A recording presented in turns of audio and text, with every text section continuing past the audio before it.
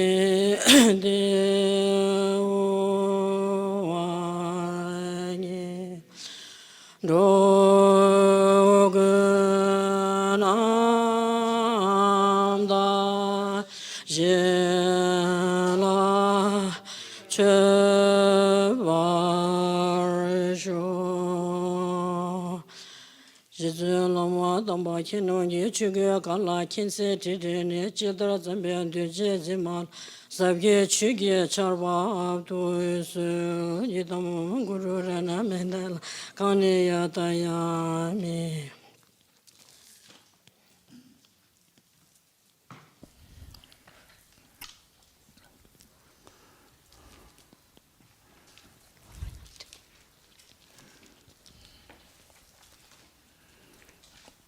Okay, let us turn to page 4, Refuge and Bodhisattva verse.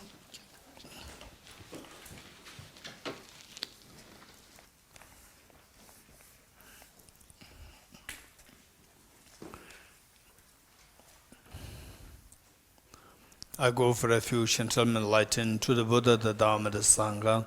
By my accumulations or practice of giving and so forth, may I become a Buddha to benefit all sentient beings. I go for refuge and am enlightened to the Buddha, the Dharma, the Sangha. By my accumulations or practice of giving and so forth, may I become a Buddha to benefit all sentient beings. I go for refuge and am enlightened to the Buddha, the Dharma, the Sangha. By my accumulations or practice of giving and so forth, may I become a Buddha to benefit all sentient beings. Sanye joda zoge jonam noi janju bado dane yabzuji tage jinso gebe sonamgi todo benje sanye dubare jo sanye joda zoge jonam janju bado dane yabzuji tage jinso gebe sonamgi Dola benjira sanje dubare jo, sanje joda soge chonamla, janju bardo dane yabzu je, dage jinso kebe sonam. Dubare sho.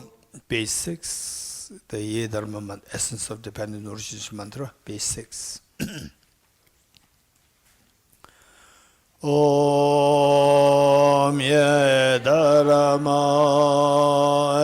eto prabhavam etom tesham dathagato yavatat tesham chayo nirodha evam bhati mahashramanaye swaha.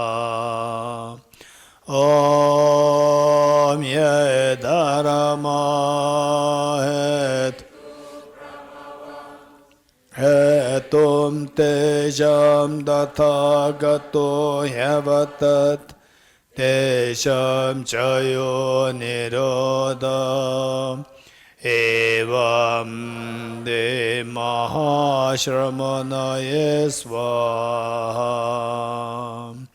Om ye dharma hetu prabhavam hetum tesham dathagato yavatat tesham chayo nirodha Evam Bhati Mahashramanaye Swaha.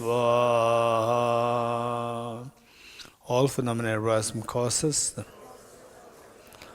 The cessation causes as well as taught by the grace here. Okay, Heart Sutra mantra. Deyata Om Gate Gate Paragate Parasam Gate Bodhiswatyata Om Gate Gate Paragate Parasam Gate Bodhiswatyata Om Gate Gate Paragate Parasam Gate Bodhiswatyata Om Gate Gate Paragate Parasam Gate Bodhiswaha.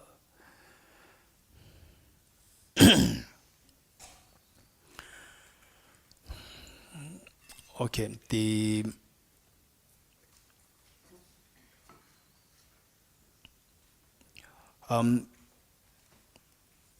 sutra,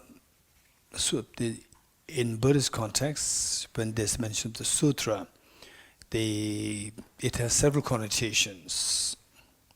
So we are citing the sutra from which you find included in this text, Sutra, Salistamba Sutra, Rice Seedling Sutra, in Tibetan, Sarujangbe Do. And so here we hear the word sutra, and it has several connotations. Generally, in the context of the Indian traditions, not necessarily confined to Buddhism, Hinduism, Jainism.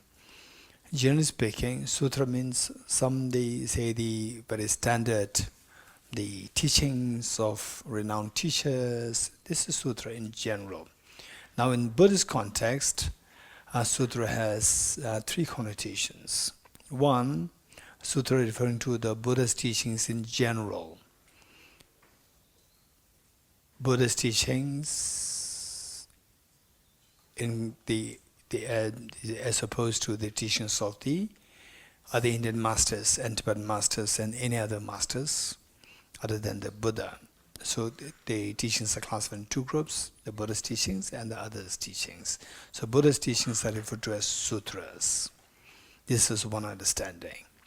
Then another understanding is that the sutra in the context of the three baskets, meaning tripitak, three baskets, meaning that all the teachings of Buddha are classified into three categories.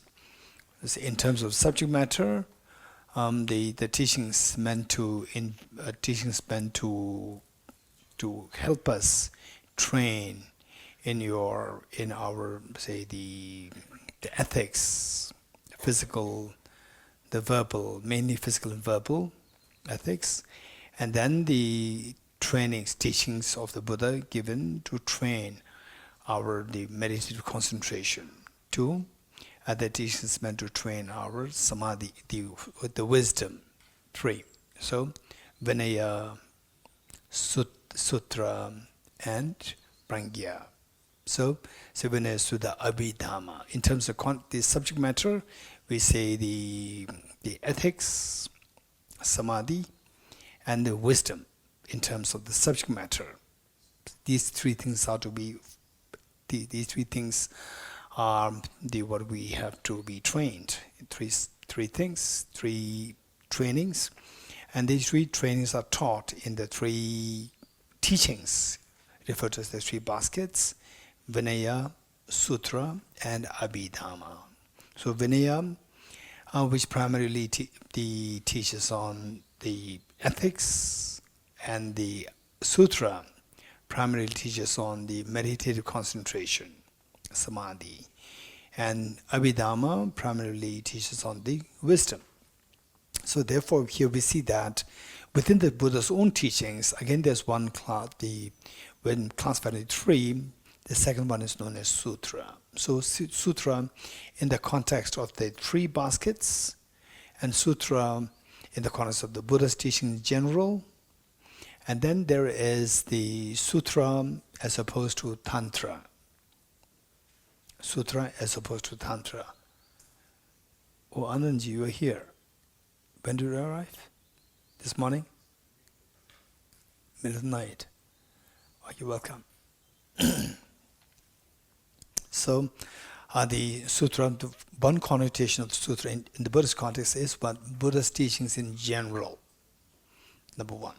Number two, Sutra in the context of the three baskets, meaning three teachings of the Buddha, and which classified into three. The second one is Sutra. Sutra meaning teachings whose primary content matters, whose primary content matters is the meditative concentration. That is Sutra. And the third one is Sutra as opposed to Tantra. So these are the three things that we need to know. And here when we say the Salistamba Sutra, this is primarily in the context of the Buddha's teachings. So here the Buddha taught that whosoever sees dependent origination will see the Dharma, and whosoever sees the Dharma will see the Buddha. And then the Buddha went on to say, because this exists, that exists. Because this is produced, that is produced. Then the Buddha again went on to say, because of ignorance, the karma is created, because of which the consciousness appears or arises, and because of which the name and form arises, the sources, the contact, the feelings, attachment, grasping, becoming, birth, aging and death, and the heap of miseries and bewilderment they arise. Then the Buddha went on to say, when the ignorance ceases, the karma ceases. When the karma ceases, the consciousness ceases. When the consciousness ceases, name and form ceases. When the name and form ceases, senses ceases, sense sources. When it ceases, the contact ceases. When it ceases, the feeling ceases. The grasping, the attachment ceases, grasping ceases. And the birth ceases. Then the aging and death ceases, and because of which the heap of miseries and the bewilderment cease. So that's what the Buddha taught. So from this, we see that if you look at our life, we see that there's some people extremely happy, some people extremely unhappy, some people are wealthy, some people are suffering, some people suffer from poverty, some people very educated, extremely brilliant, some are not so intelligent, and some are not so wise. You know how they are not wise? Right? Say somebody who did law, LLB, LLM from Cambridge University. Cambridge in England. Cambridge is one of the most renowned universities in the world. And that person was with me, and what the person did was look at the intelligence. What the person did was that, say it was the peak of the heat in Delhi, and that we needed cold water to drink, and there's no cold water available. So the person first of all, put whatever little the tap water, not tap water, filter water we get, the person put it in the flask, thermos with the high insulation quality in the thermos to keep it cool. Then to cool it further, put it in the fridge. Smart? Not smart. Very smart. Right? So first of all, put in the thermos so that the external heat will not heat it up. And then further put it in the fridge. The thermos put in the fridge. So that it will be even cooler. Ilengo, it doesn't make sense? Why not? It's amazing. Why not? Because the insulation will not allow the refrigerator cooling to. Exactly. And this person is from Cambridge University, who did law. LLB, LLM, both. You're getting it? So what I'm saying is that this is where we see that some are intelligent and some are not so intelligent. And some are kind, some are not so kind. And some are happy, some are not so happy. And so this is the variety that we see in the world. And these are all the results of their respective courses. These are all the results of the respective courses. And Buddha came not to indoctrinate us, not to give us a doctrine, but he came to share with us what he has discovered. The reality that the Buddha discovered is what he came to share with us. And we should be wise enough. For example, if I say that, okay, in my hand, I say, I need the paper to write something on. I need paper. And somebody will come and then, is here, these are all the papers, these are all free papers. No, I don't see that, right? This is not paper. So how will you prove that it's a paper? Because the Buddha said it, this is paper? This is samsala. How do you do? So you say paper here, you have the paper here, you can write it on this. No, this is not a paper. So how will you prove? Buddha said this is paper? Or God said this is paper? Yes, you can write. And this is something which is so obvious. We don't need reasons. We don't need to quote the Buddha. We don't need to quote the Buddha, the God, Lord Jesus Christ or Ram or Prophet Muhammad. We don't need to quote anybody. This reality is so obvious. So the reality is what the Buddha discovered. Some are very obvious realities, known as the evident phenomena. We don't need any reasons to prove them. This is all. For example, we all had breakfast, nice breakfast. And we are in Tushita. We don't have to prove that we are in Tushita.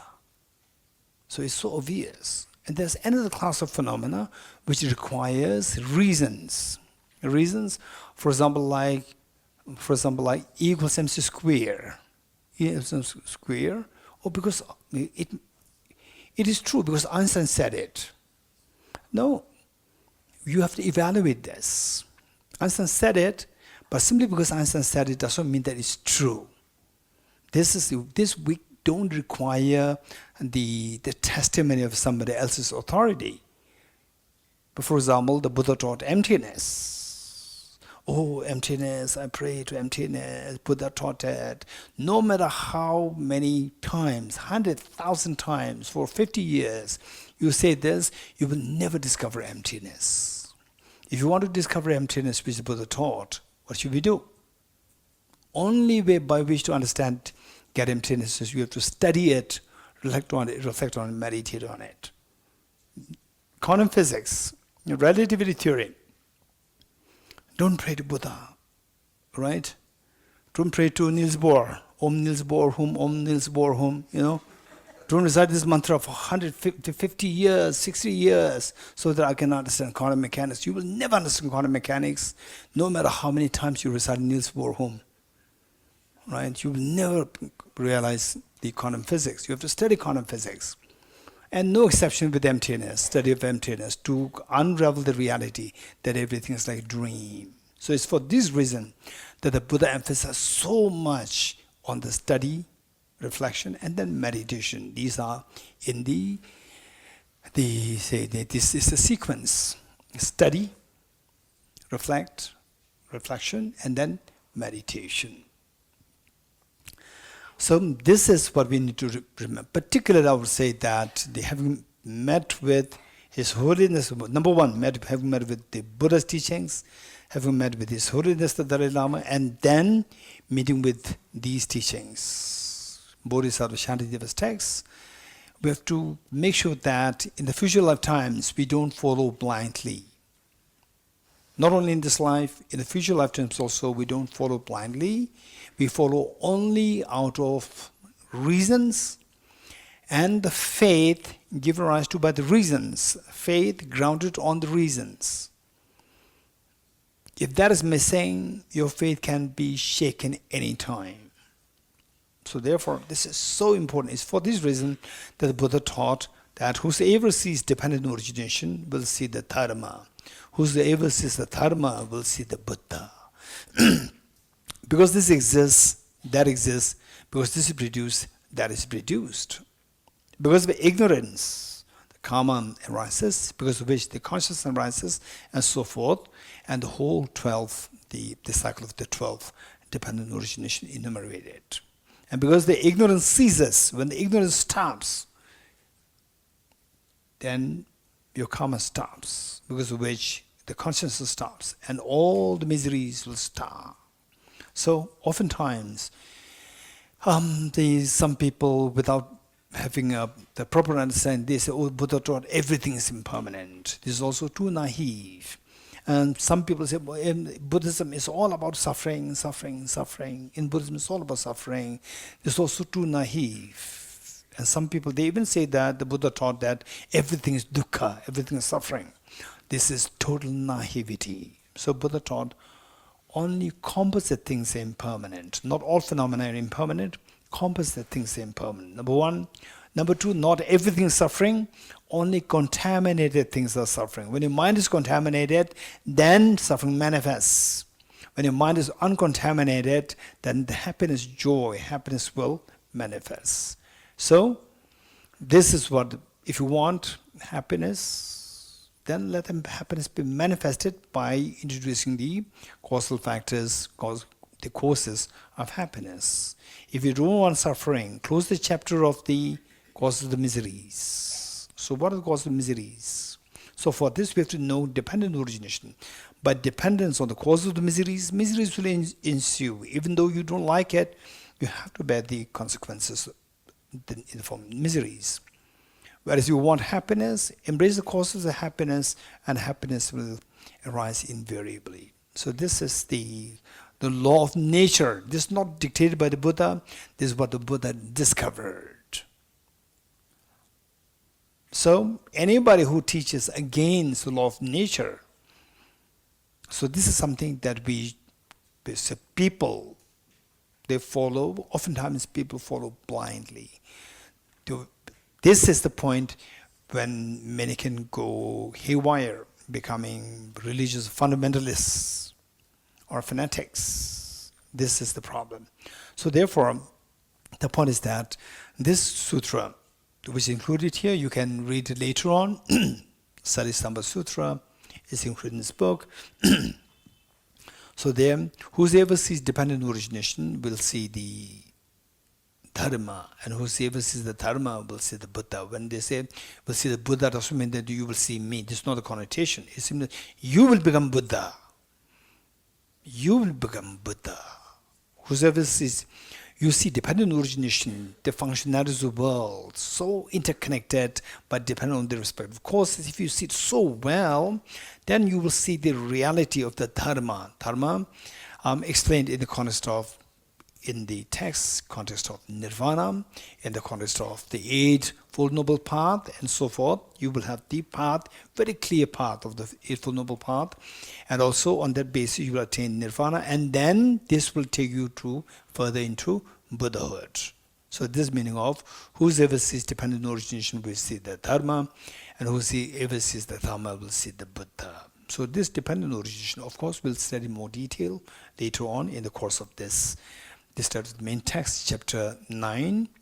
And then the Buddha taught, because this exists, that exists, because this is produced, that is produced, because of ignorance, the karma arises, because of which the consciousness arises. So this part of the teaching of the Buddha is what Arya Sangha, Rasanga, so well presented in the form of what is known as the three conditions. Three conditions.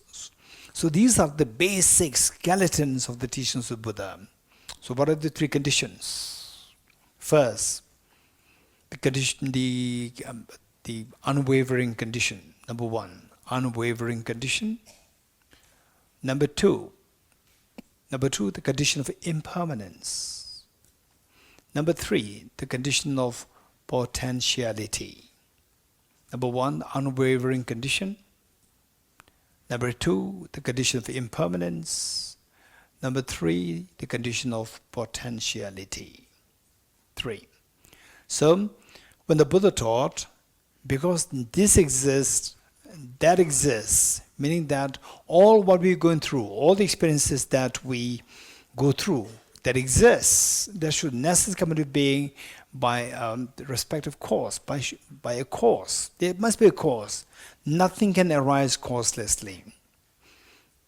There must be a cause. So the first condition, unwavering cause, meaning that they say undeniably, any result should necessarily have a preceding cause. Number one, no causeless production is possible. If something goes wrong, with you, or something goes wrong with somebody else, the person is very angry, short-tempered, or they say whatever, and your job, particularly following the Bodhisattva path, your job is, okay, this person is very angry, okay, now don't come to me, don't ever show your face to me. Instead of that, there must be a reason for this person to be angry.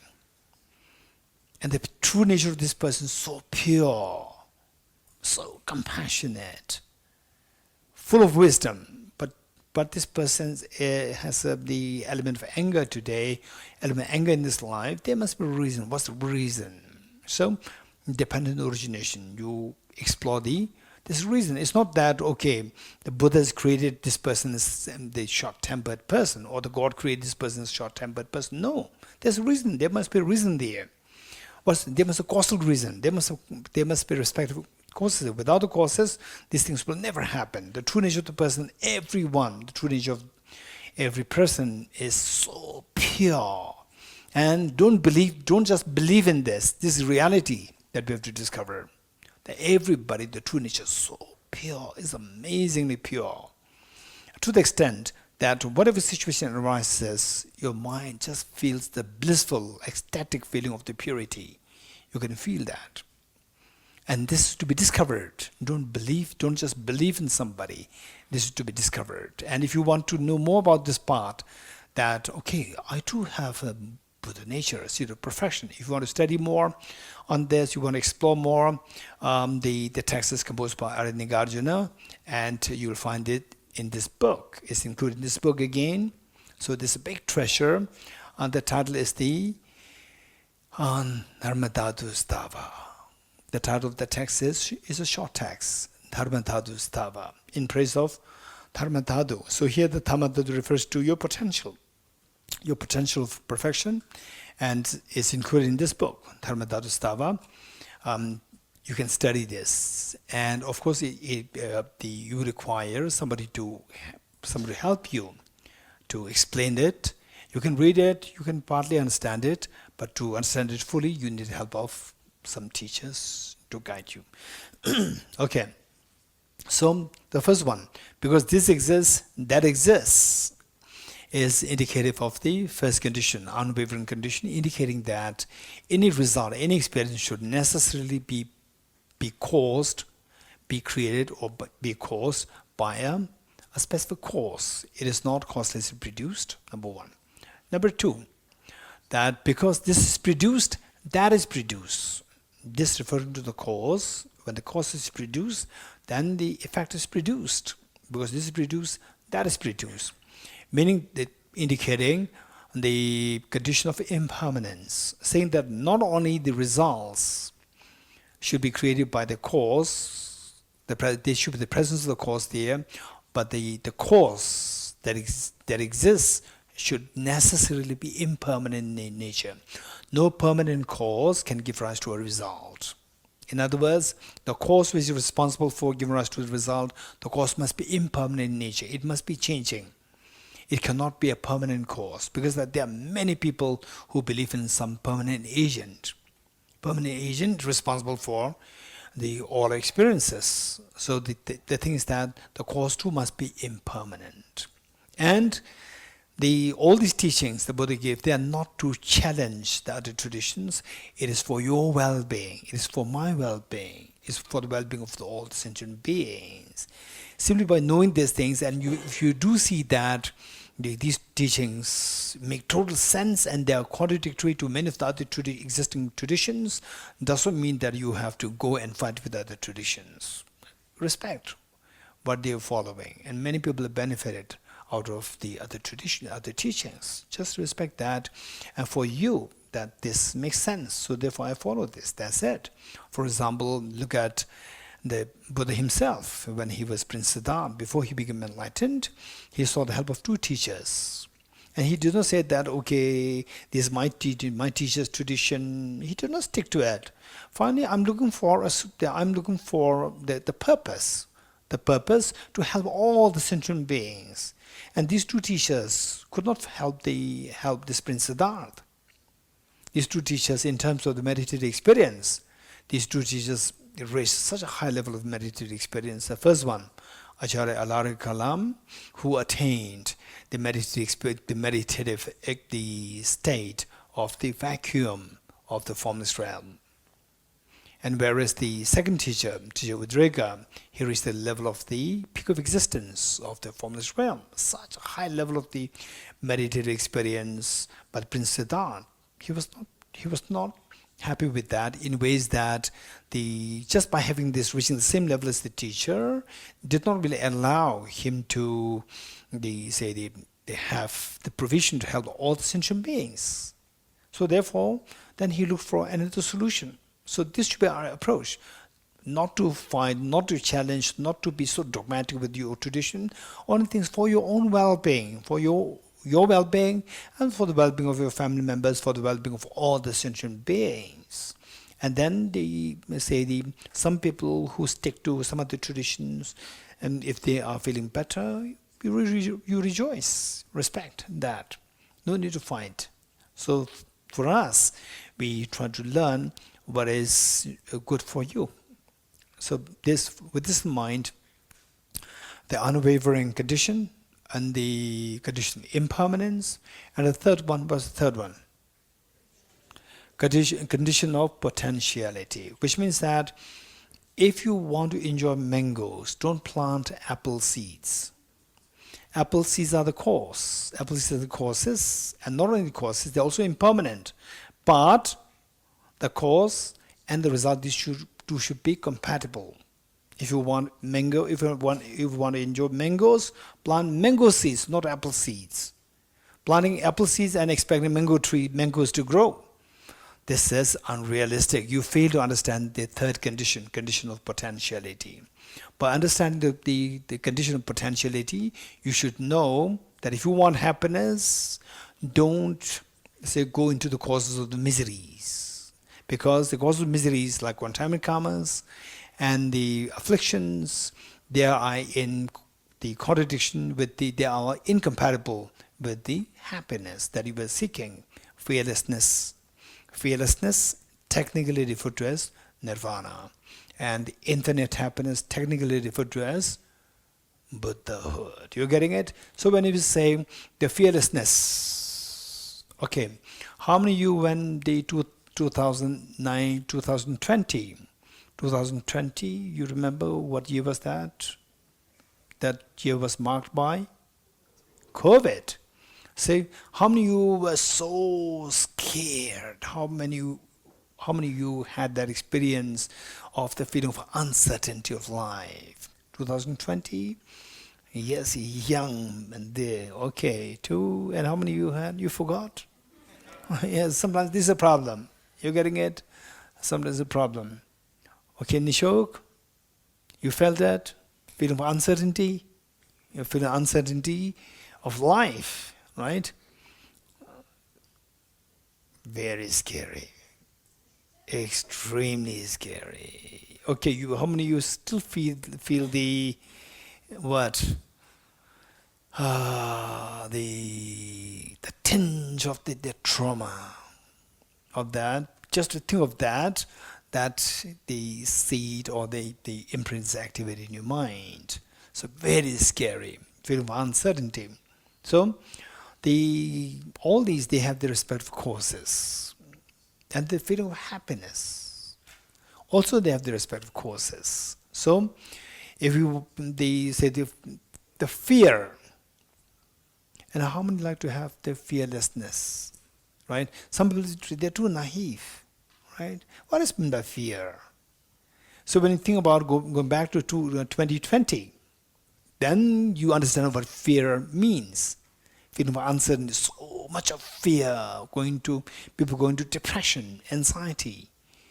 Okay, so how many of you want to get away from fears of life? For instance? Okay, and tell me, fearlessness. Who is that who likes to have the fearlessness? The boys or the girls? Boys or non-boys? Oh, and the believers and the non-believers. Who want the fearlessness? Hey, believers or non-believers? Sanjukta? Everybody, meaning believers, non-believers, both. Rich, poor, who wants the fearlessness? Both, everyone. So the point is that what the Buddha is teaching is not a doctrine, it's not a dogma, is teaching us how to attain fearlessness, which everybody craves to attain. One. Number two is the expansive happiness. How many were happy with the morning breakfast? With sense? Oh, good. So this happiness, if somebody multiplies 10 times, would you be happy? Not happy. Then somebody is not happy. If your happiness multiplied 10 times.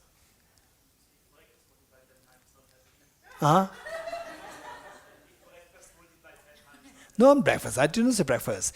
Happiness that you get out of having this nice breakfast today, multiplied by 10 times. Not breakfast. That's the happiness that you get. You like it? Good. So then what is the target? 10%, 20% of happiness? What's the target?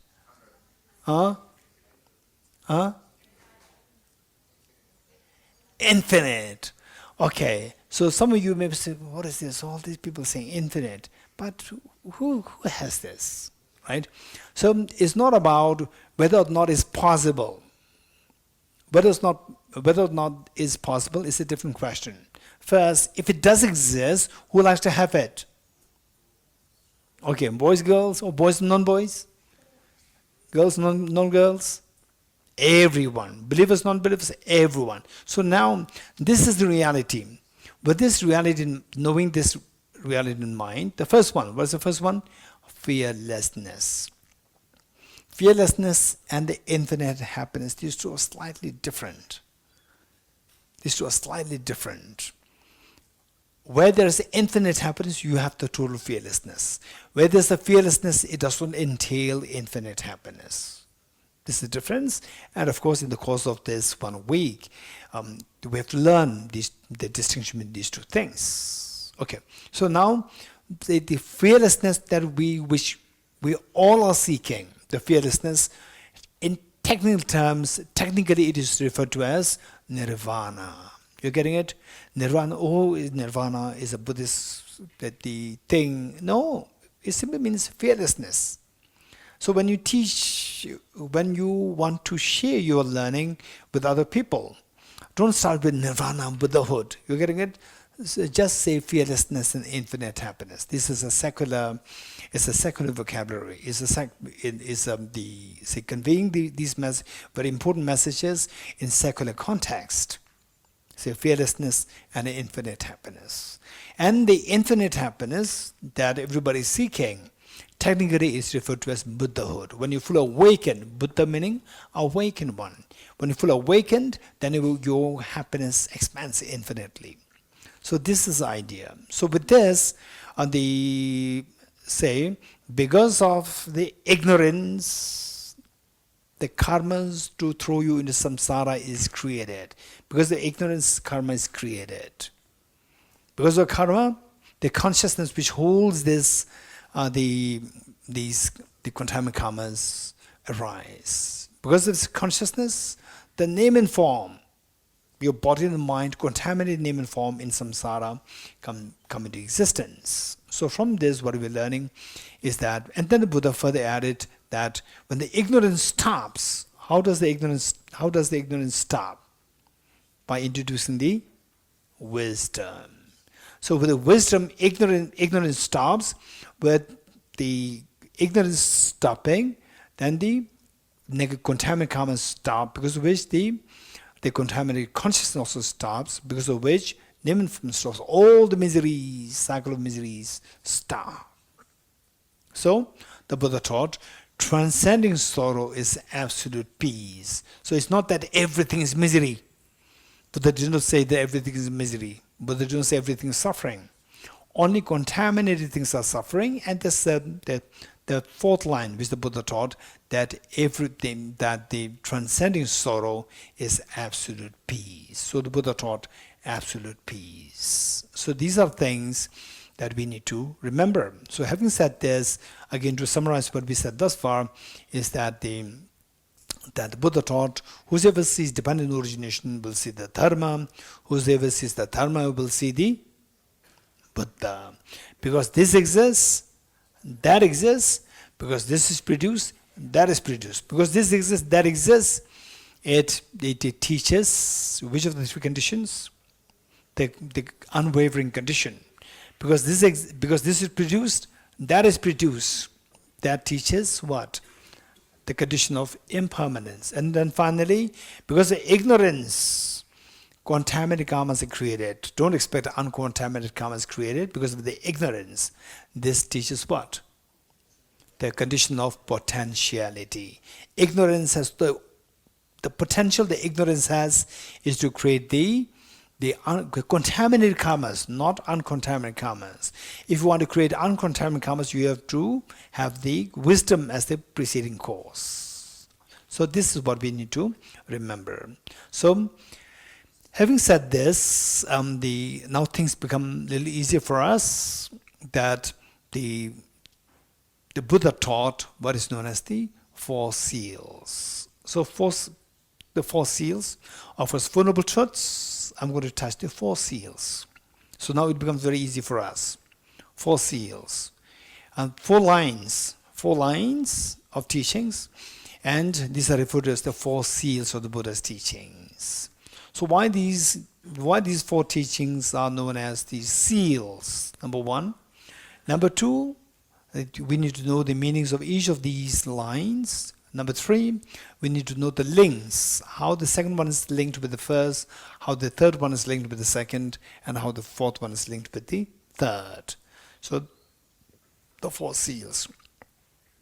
And the four seals, what are the four seals? All composite things impermanent. Number two, all contaminated things are nature of suffering. Number three, all phenomena are the nature of emptiness and selflessness. Number four, transcending sorrow is absolute peace. Okay, these four lines, and these four lines are known as the four seals. Why seal? Why these four are referred to as the seals? Mudra seals. For example, say if a government seals a building, what does it mean? Anna, what does it mean by that? When the government seals government, the government doesn't seal government seals a building. Makes it official. Okay, which means Anna's never seen the government sealing a building. No, I haven't. Okay. Anyone, what does it mean by government sealing a building? Anyone? Yes, over there. You can't come in. You cannot, right? You cannot touch the building. You cannot get into the building, right? Keep the building as it is. Nobody's allowed to touch it. So this is a metaphor. This is a metaphor. These 4 teachings are known as the 4 seals. Doesn't mean that nobody can touch these 4 teachings. It simply means that just as when the building is sealed, when the building is sealed by the government, that there's a rule that is fixed, that inside the building, you cannot come out. Outside the building, you cannot get in. This is likewise, anybody who wants to get away from miseries, anybody who wants to experience fearlessness, get away from the miseries of sickness, aging, death, tension, depression, and some young people, not only young, now everybody, right, after gadgets, holding the gadgets for like 3 hours, meant for 10 minutes, then it gets extended to 1 hour, 2 hours, 3 hours, 4 hours. And at the end of the 5 hours, you feel so tired, no energy left, right? And at the end of the day, you regret, right? So how to get away, how to undo the gadget, the addiction, right? So these are the issues. And you know that this is useless, but then somehow you glued. So how to undo that? This is a form of misery. So the point is that all these miseries, how we can bring in these miseries, they are so terrible. And one moment of such miseries in the life, I'm sure that each one of us, we have our own stories to share. One moment of such misery is good enough to nullify all the past experiences of merriments, festivities, birthday parties, and so forth. One moment of such misery is good enough. For example, the loss of the near and dear ones. Just one moment is good enough. How many agree with me? Raise hands. Yes, it makes you feel that all your past wonderful moments, they are so meaningless, grim, shallow, hollow. You could feel that when you go through such a traumatic experience, tragedy of losing a near and dear ones. I remember somebody who was already in his late 40s. He was my friend. And he was already in his 40s, and he lost his mother in his 40s. And then he looked so lost, disoriented. And I asked him, when we sat down, then we were talking, sharing. He said that, no, I don't know what I'm doing. Just for the sake of this body, they say that this body is still with me, so therefore I have to operate. I don't know what I'm doing. I said, what happened? And the person said that I lost my mother, and I was so close to the mother that the mother who was so alive, so close, so dear to me, and this mother, the ailing mother, in his own arms, breathed the last. Then he saw the cremation. And he saw that the mother who was so alive became lifeless and then became a dust, a heap of dust. So later he told me that literally when he sees people walking, it's like a bunch of dust walking because of the deeply ingrained sadness of the loss of the mother. For him, nothing really enticed him. Nothing enticed him. Everything so shallow, hopeless, meaningless, stupidity and the self-deception. All what we see as fun and beautiful and so forth. This is all what he was seeing as very stupid and self-deception, wasting your time and so forth. Nothing makes sense. This is what he said. And that's very true. Well, all of us, maybe some of the young ones, you may not have this experience yet, but most of, like my age, most of us, we have our experience. We have lost someone who's so dear to you. And in some cases, that these tragedies happen just back to back. Within 2-3 years. Somebody said in 3 years the person lost 13 family members. This has happened. Extremely sad. So when you think of these, then I have to get away from these miseries. Take birth, again these will repeat. So what you do to that I just put a full stop, period, this problem, that no problems, all the problems resolved completely. So this is a wise approach. If this is who you are, want to put an end to all the miseries altogether completely, if this is what you are, you have to practice the 4 seals. There's no other way. Whereas if you're happy in samsara, no need to practice these 4 seals. You can get into the house. And the police will arrest you, problems, right? So whereas if you see that, if you're scared that, oh, samsara is terrible, and there's nothing good in it. It's like the flowers under the burning, cauldron. Just a superficial flower there. If this is what you see, then these 4 practices have to be done. Whether you are believer, non-believer, male, non-male, female, non-female, it doesn't matter. Everybody has to practice these 4 things if you want to get away from miseries completely. Okay. So therefore, it is like, metaphorically, it is referred to as the seals, the 4 seals of the Buddha's teachings. So the first seal says, all composite things impermanent. So that the Buddha identified ignorance as the root of all the problems. And ignorance, has so many layers of ignorance there. So many layers of ignorance are there.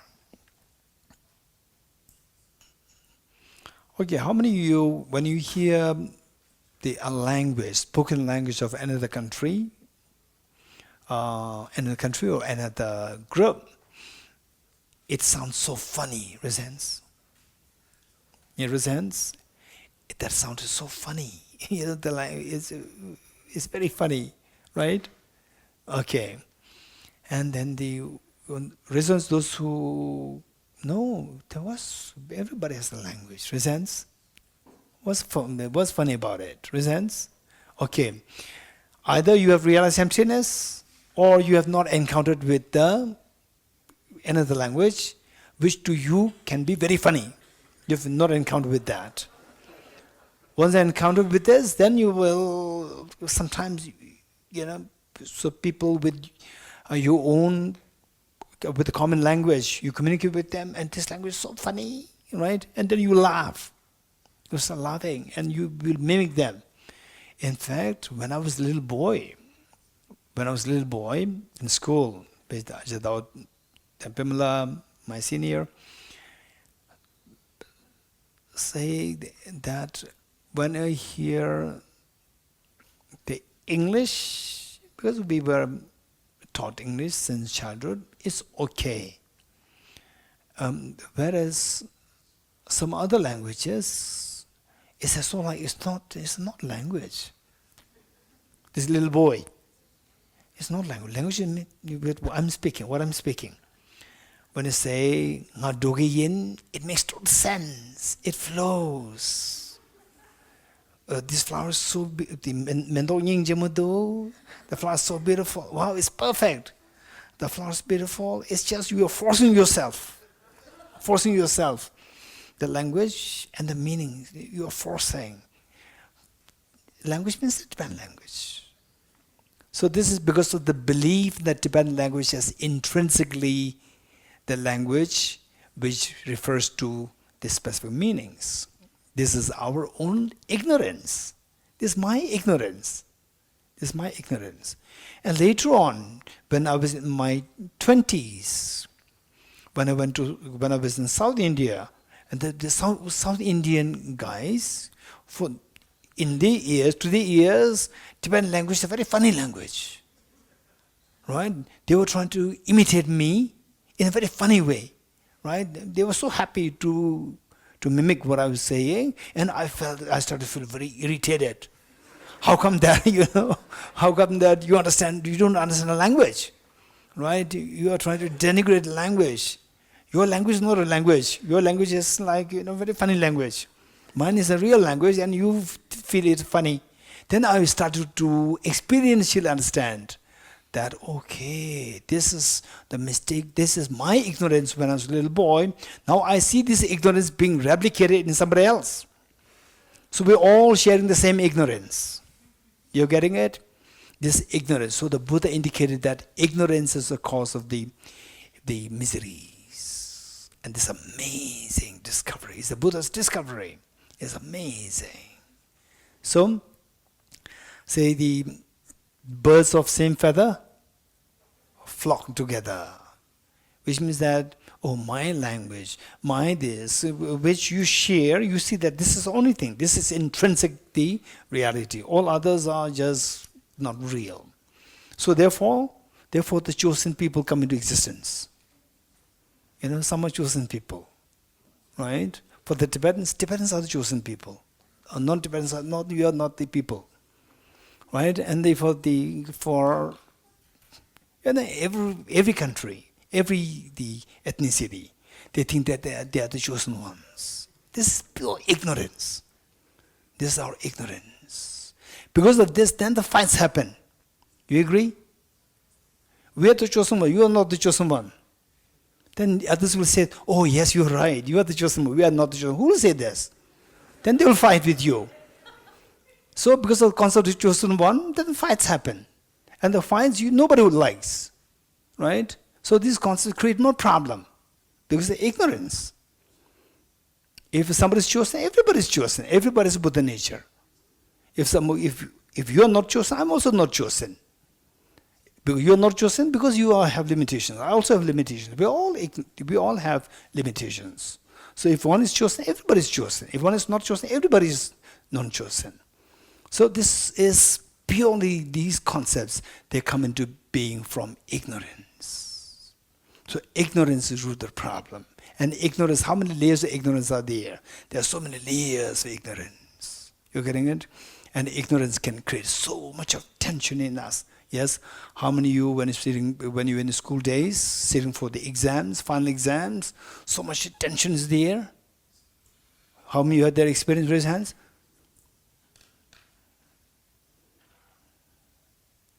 Why tension?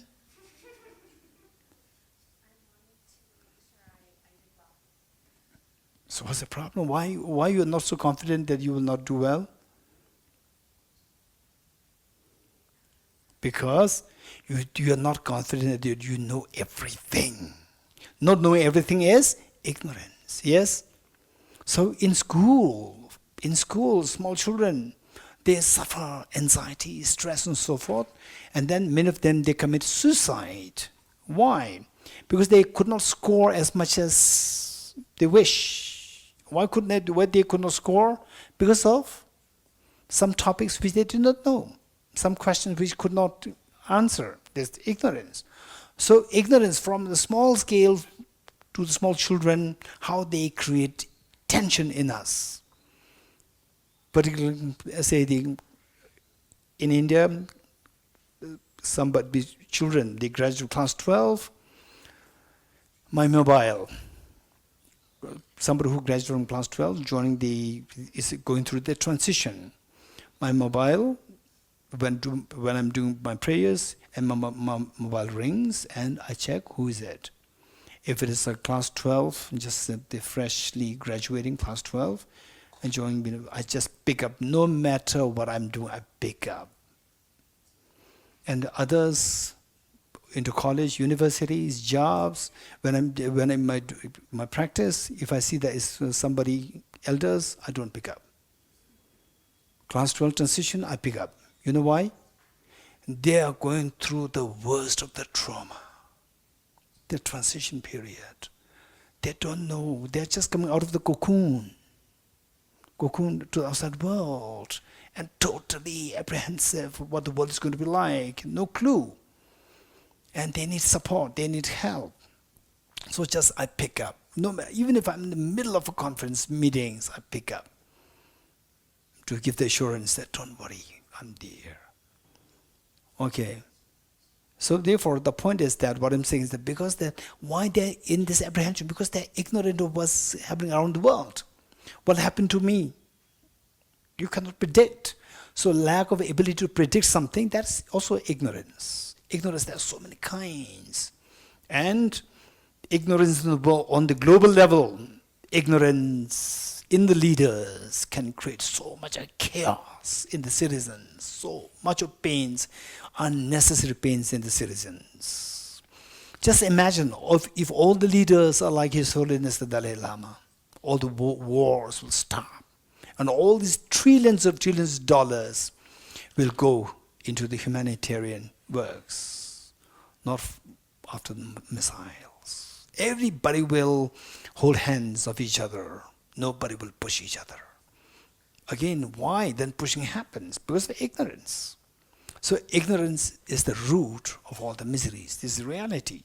So, given that the ignorance is the root everywhere, just believe it or not, tell me, any situation where there's a problem, ignorance is not the root. Just tell me something. No, you will not find anything. So the point is that, given that the ignorance is the root of all the miseries, Buddha identified 4 levels of ignorance. There are millions and trillions of the kinds of ignorance, but the Buddha identified 4. The first one is viewing, misperceiving impermanent phenomena as permanent. Misperceiving impermanent phenomena as permanent. Misperceiving miseries as happiness. Misperceiving impure things as pure.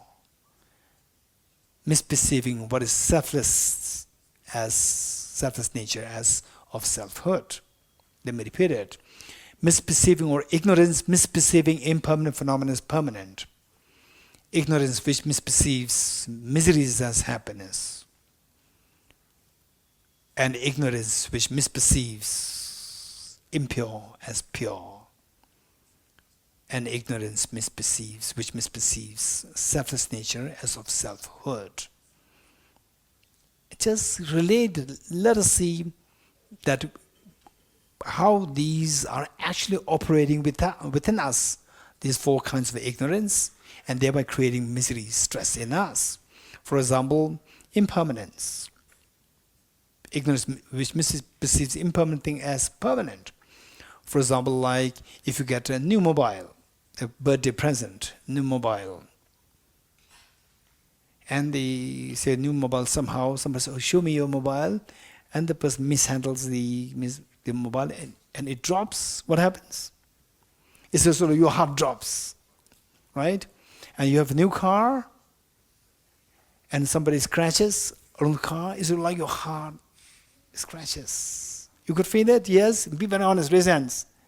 That's very true. Yes. Okay. Okay, Brahmanaji. Yes, it happened? Yes. So, this is because although we say that it's impermanent, but deep inside, we are feeling that it should be permanent. So when viewing impermanent phenomena as permanent, when something goes wrong, when it displaces impermanent nature, instantly you are shocked, you cannot accept it. This is pain, and then you fight, right? You fight.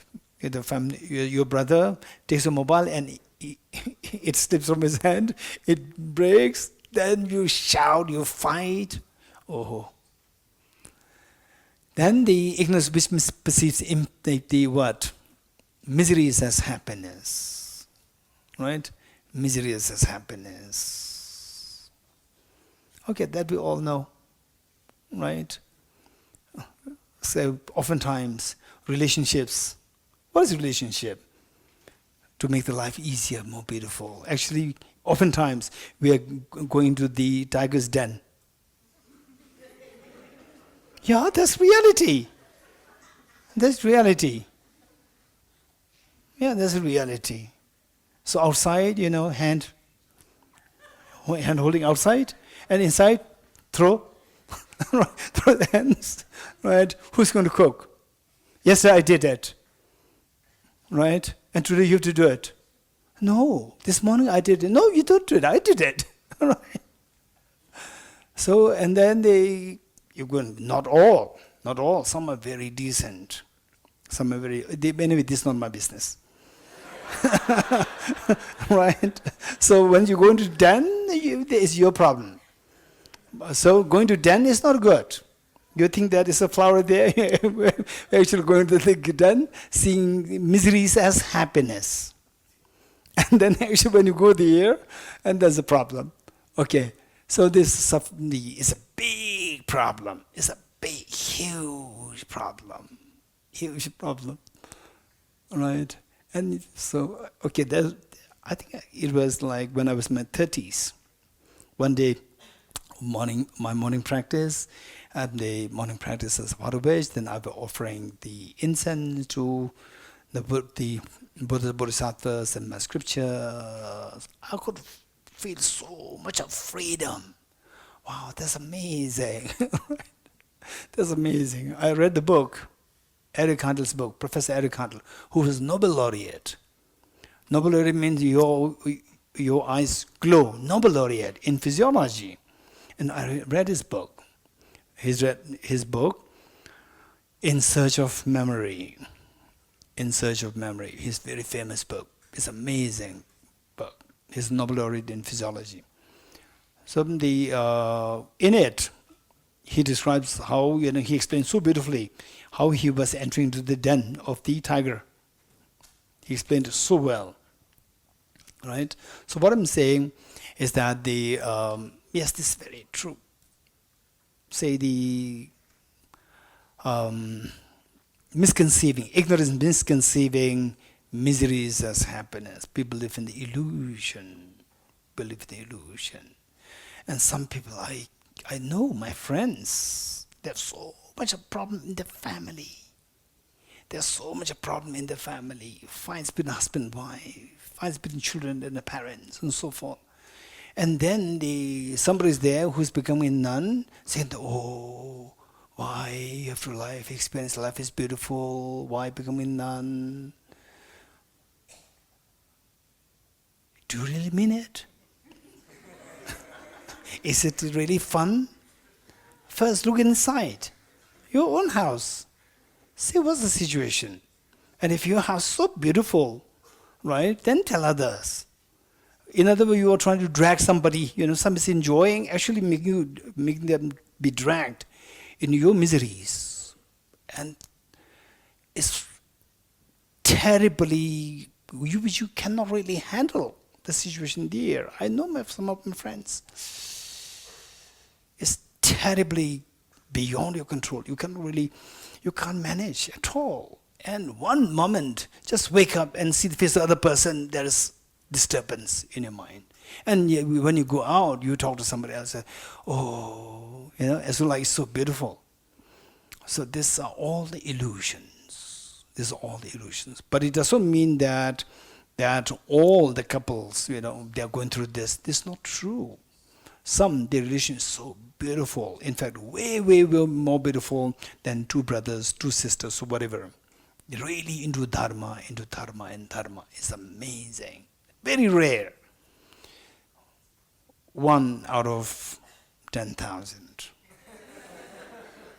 Yeah, this is reality, to be very honest. Yeah. Okay, so this misconceiving the miseries as happiness. And then finally, misconceiving impure things as pure, right? Misconceiving impure things as pure. This is very funny. Say, everything that you're connected with, they are very pure. Anything that is touched by others, they are impure. How many got this feeling? Be very honest. Particularly when you go to the, so-called 5-star hotel, right? I'm so nice, so clean, so pure. And you go to the buffet, and, somebody took a juice or butter or whatever, took that and could not take it. It's still very fresh, but then you cannot even touch it. It's very dirty. And yours one, you can keep it there. You eat it half and keep it still there, and you can eat it back. It's not a problem. But somebody else just touch it, it's very dirty. This is illusion. It's all illusion. Otherwise, what's something good about yourself? Right? If you don't take a shower for even 1 day, the body stinks. And you have to add the extra perfume. This perfume is not real, it's not your perfume. All right? Your perfume is very different. To hide this perfume, you are adding the external perfume. Yeah, this is very true. Impure things as pure. This illusion. And on that basis, then there's a sense of superiority that I am, look at this, very shabby, stinking. Actually, it's same thing. We are same. Our ancestors just the same. Ancestors just the same. Ancestors stinking, we are also stinking. But we live in the illusion. And this illusion is not doing anything good. So these are the misperceptions. And as long as we don't try to get rid of these misperceptions, and we say the misperception happening where? Outside or within us? They are within us. And when we blame outside, we blame outside. You broke my mobile. You created a scratch on my car. So, external. And then they say, when we are first together, you are not like this. You are not like this first, right? First, say, I with the medicine, you run to the pharmacy to get the medicine, right? So I was thirsty, you run to the shop to get, some juice and so on. And now you are asking me to run for you, right? So again, we see that this is because of ignorance. And then the impure things as pure, and then that it's just air. This, how many of you felt that? Say, this is, we have to know this. You go to say the place we call as the, what is that? The high level places, like five-star hotel, or the government officials, high-level government officials. We go these places, people, they more the higher, there's a people put in the air, they're inflated. There's some inflation there, as they don't see anybody else. You could feel the air.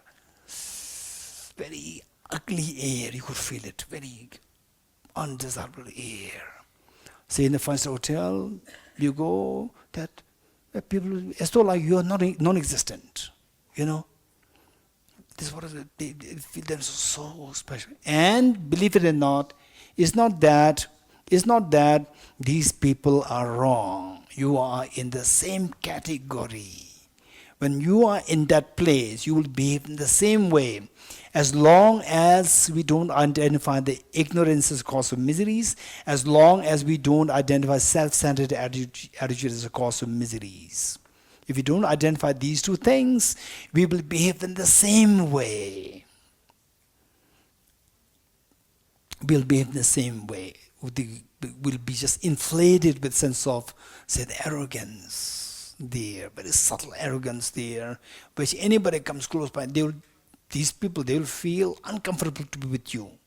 So this is what is bound to happen. And in a way, you are imprisoning yourself.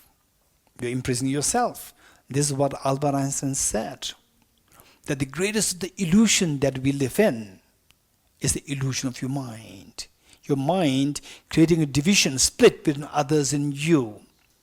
This is illusion. This imprisons yourself because that they and I, they are impure. We are very pure, very special. You are not, you're ordinary, I'm special, right? So with this, then what happens? You cannot go to this side because these people, they don't accept you. And you cannot go this side because you see them as inferior, I'm superior. So they don't want to include you. So in a way, you are imprisoned. This is what the Albert Einstein said. And then he said, what's the solution to this problem? The solution to this problem is to expand the circle of compassion. This is amazing. Albert Einstein said it. Okay, so with this in mind, these the 4 levels of ignorance, when you identify them so well, your life will be way more easier, way more easy. Your life will be very easy and will be very beautiful. And the prison, you will see that the prison is broken. You're free. So we are imprisoned by these 4 misconceptions. So how to get rid of these, the levels of ignorance? So for that, say the Dharma practice. Dharma practice, never ever think of forcing yourself to Dharma practice. Never ever think of forcing yourself to do Dharma practice. Let it happen organically. Let it happen in the spirit of joy. How? How? By knowing the cause and effect so well. This problem is because of this ignorance. And this ignorance I can get rid of by introducing this particular wisdom. So you introduce wisdom, automatically ignorance will go away. Your miseries calm down. You become more compassionate person. You become more contented person without forcing yourself. Without forcing yourself into Dharma. Say, there's a concept of what is known as the Buddha fearing, God fearing, and so forth. You fear somebody. No, this is not good. This is not a good concept. But I don't mean to say that, I don't mean to demean other religions. The thing is that when this is there, the fear over somebody, the fear means that you're doing it out of the fear, not out of joy. In fact, all this Dharma practice should happen in the spirit of joy. It must happen organically out of joy. So how will that happen? When there's no exertion happens, and yet your mind becomes happier, happier, happier. That's the real Dharma practice. So how to make it happen? Only if you know, only if you have the wisdom to know how these miseries come into existence, the mechanism by which the miseries arise, the mechanism by which the happiness can arise. Then you try to follow the steps, things will organically happen, things will so beautifully unfold that your miseries will stop and your happiness expands. Okay, so how to get away from the first level of ignorance, misconceiving impermanent phenomena as permanent, is knowing the first seal, that all composite things are impermanent. And impermanent, this is so important for us. I personally would say that the more I meet with people, and I see that some people, they are very strong, stable, and some people, they are so hyper, then easily affected by small things from outside. So what I tell them, particularly when I see somebody who can easily be affected by small things. So what I tell them is that, okay, on a daily basis, if possible, you can contemplate on these 4 seals. All composite things impermanent, not just something, not just your thing, but all composite, everywhere in the universe. All composite things impermanent. Then all contaminated things are some. Because why I'm saying this, that I'm sure that some of you have experienced that. I've seen that with my own eyes. Some people, when they meet with the tragedy of losing near and dear ones, they can really become hysterical. They can go insane. Then they don't live too long after that, because their mind is shocked. They're shocked because they don't contemplate in the normal life. They do not really think about all composite things impermanent. All contaminated things are suffering nature. Only when you reflect on these on a daily basis, when you actually meet with these realities, your mind will not shock. So you can continue to persevere in your journey to remove the mental defilements, to unravel your hidden treasure within us. The purpose of life will be drawn out of this reflection. So with this in mind, the contemplating on impermanent reality, all composite things are impermanent, this is so important. And the impermanence, there are 2 levels, gross and the subtle. Gross impermanence and subtle impermanence. Gross impermanence meaning impermanent phenomena whose continuum stops. For example, 2023. 2023, of course, it stopped. It stopped. We don't have to stop it. It stopped. And then our youth stopped. So who's young now? Huh? Almost each one of us, we think that we are young. Right? We're young. Yes. Okay. So, as I say, our youth is also impermanent. Impermanent, which qualifies the gross impermanence, meaning that our youth invariably stops with the old age. We need to think of these.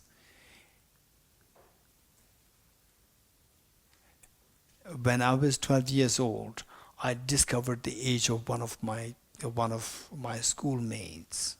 He was 16. I was literally shocked. You're old. You're old at 16. You're old. Then I became 16. Then I discovered the age of one of the school teachers, who was 33.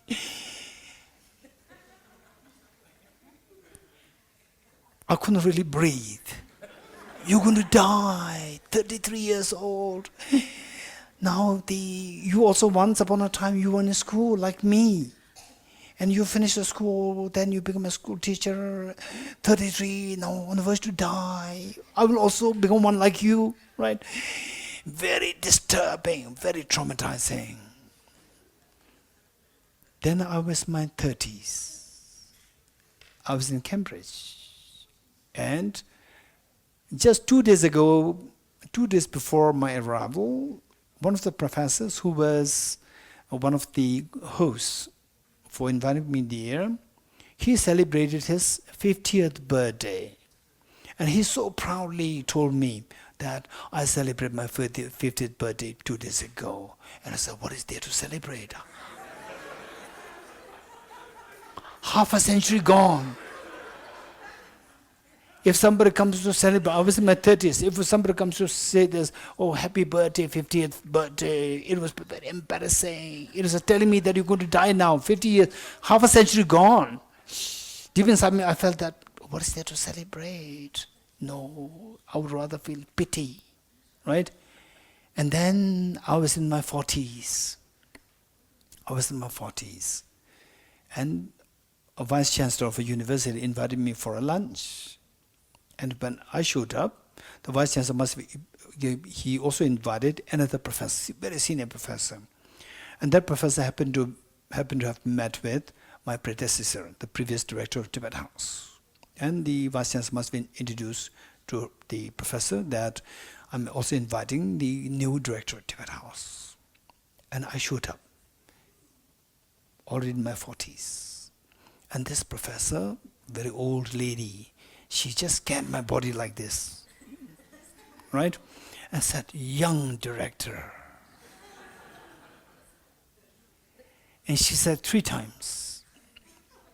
And suddenly she got a feeling the young director means, another connotation is inexperienced director, right? And she corrected, oh, I mean young in age. You're getting it? So it's all illusion. It's all illusion.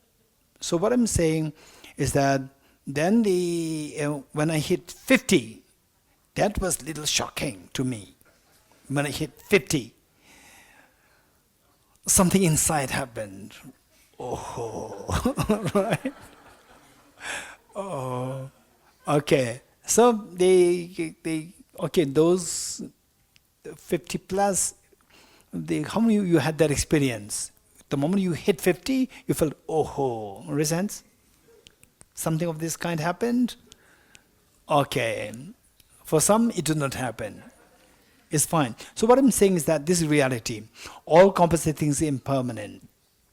And I remember His Holiness the Dalai Lama, many years ago, almost like, I think, 35 years ago, His Holiness was giving a public teaching in South India, in Damdul Monastery. And there was a young Rinpoche, now he must be in his 40s, very young, meaning he must be age 7. He was newly identified as the reincarnate Lama. And when he was giving teaching, and then is on Lamrim teaching, graded path to enlightenment. So the topic happened to be on impermanence. I was just 21.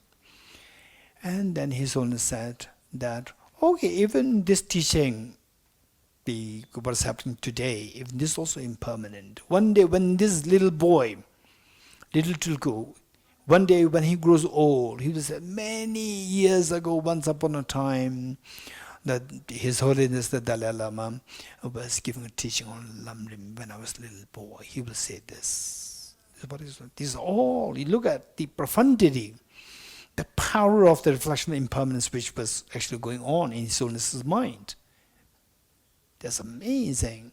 So, this is what is bound to happen to each one of us. Today we see that this girl is the youngest, 19, 18 youngest, and one day she'll say, when you're 18, your time, say when you are teenager meaning when you are like age 8, 9, 10, your time crawls. When you're a teenager, like 17, 18, your time walks. When you're in your 20s, then your time what? Hops. In your 30s, your time jumps. In 40, 50s, your time flies. This is a reality. It's not just a joke, it's a reality. You'll feel that, right? So when I was a teenager, thinking of, I've another 10 years to go through to establish my life. 10 years, too long. I was thinking that I was worried about my father, who I loved so much, and I want to establish myself while he was still young. And 10 years, minimum 10 years. So by then he will be already in his 60s. That was my worry. There was a pain that I was going through. 10 years too long. Now, 10 years is nothing. Right? Do you see 10 years nothing or too very long? Be very honest. Very long. Right? Okay. 50 plus, what is 10 years? Very long? It's nothing. 10 is nothing. Time is relative. How you see this according to how much time you spend in your life. Okay, so all composite things impermanent. Then all this impermanence, gross impermanence, is something that we need to reflect on. If you don't reflect on this impermanence, then when it actually hits us, you'll be traumatized. Then you'll panic, you'll be traumatized, and you can become paranoid. So therefore, it is so important for us to reflect on impermanence. And somebody, it is the Damdul, who said that in India, where she is more familiar with, these places, they truly remind her of impermanence. Where there's a shop here, in 1 year, it's gone, and a shop came, right? Constant change happening. Whereas in the West, particularly in her place, Czech Republic, so there's a shop there. This shop is there for years and years. Perhaps when you were young, when you were a teenager, 1 year is too long. And now you're no more teenager. 1 year is very short. Yeah. So this what she said is very true. In fact, in Delhi. So why I'm saying, I'm not just killing your time. This is very important for us to reflect on. In Delhi, I say, my sense of direction is just terrible. My sense of direction is terrible. I lived in, they say, it was already like nine months, the place where the Tibet staff quarter is. And I was already there for 9 months. Still, I could easily get lost within the small territory. I get lost. In the evenings, if I come to a slightly different place, I get lost. Where's my house? I couldn't find it. So so I need the what do you call it? No. Landmarks. Who said it? Okay, thank you, Audrey. So I need landmarks. One of the landmarks was Samsonite bag shop. That when I go there, after about 5 minutes, then they say, okay, now I'm in this place. Now, this one day, I had to buy a bag, and I know that that's my landmark. Happened to be the bag shop, so I need a bag. So I'm there, and the bag shop disappeared. I could not find it. And in me, what feeling came to me? Deep feeling of, say, the vacuum came to me, impermanence. And I felt so happy. Why? I did not have to meditate on this. And this shop disappearing, that is a teaching for me. That gives me the experience of the feeling of vacuum, so heavy feeling. And people leave the city, leave the household to go to Himalaya to meditate so that this experience is invoked. To invoke this experience, people leave everything to go to Himalaya to meditate. So gradually, expecting that this feeling comes, it doesn't come. But for us, with these external things, if you're being careful to utilize whatever situation arises into your Dharma practice, this will be extremely precious. So, all composite things are impermanent. So this is on the level of gross impermanence. What is gross impermanence? Impermanent phenomena whose continuum stops. Now, there's another category of phenomena which does not qualify gross impermanence, whose continuum never stops. Impermanent phenomena whose continuum never stops. For example, like your mind, time, and let's say, for the time being, let's also say atoms, the particles, atoms, electrons, protons. They don't terminate. For example, the atoms which constitute the body, atoms which constitute the flower, the building, they existed 15 billion years ago. They all existed 15 billion years ago, and if at all, that is the beginning.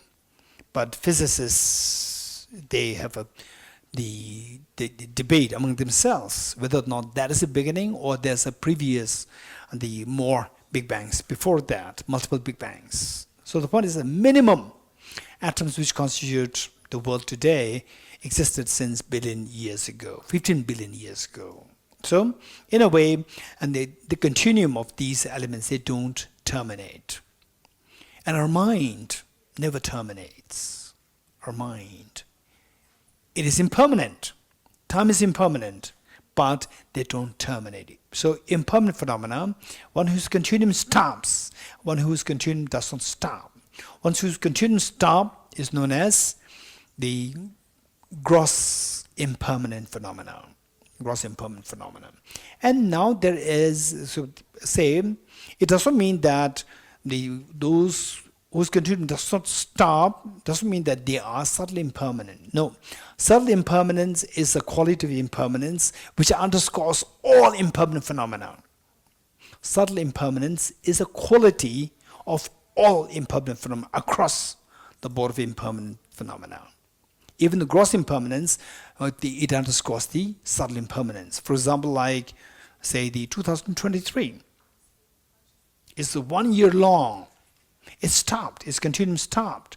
But 2023, although it lasted for 1 year, but every day it is changing. Every day the length of 2023 becomes shorter. The 31st of December.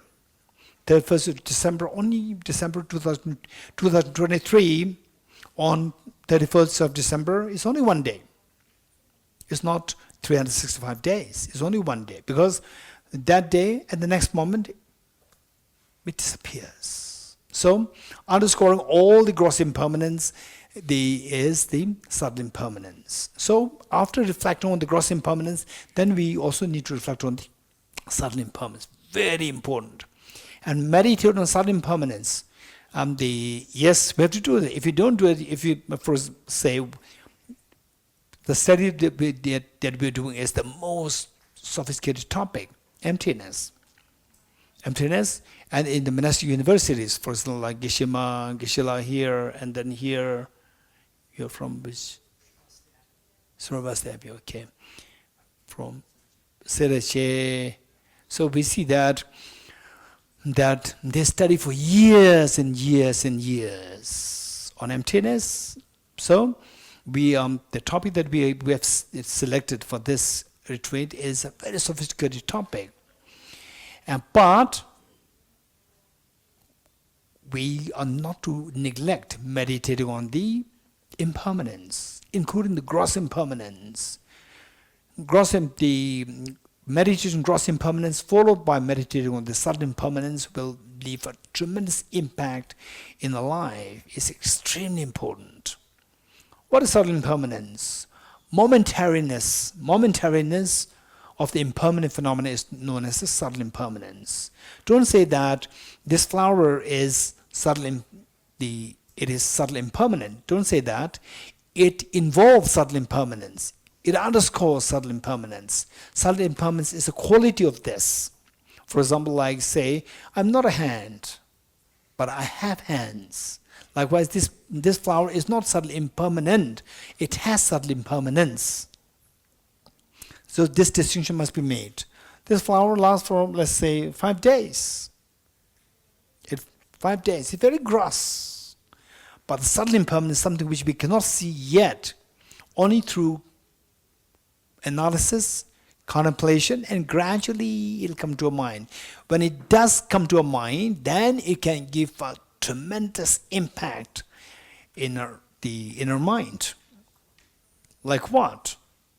Okay, say the Buddha indicated that of all the footprints, the footprint of the elephant is the supreme. Let me repeat it.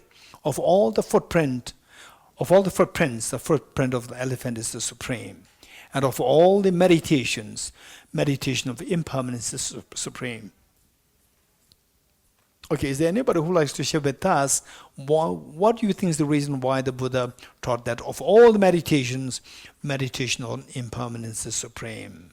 Okay, Anna? It creates a sense of urgency to fuel us to do all the other practices. So it creates a sense of urgency. Thank you. Anyone else? Yes.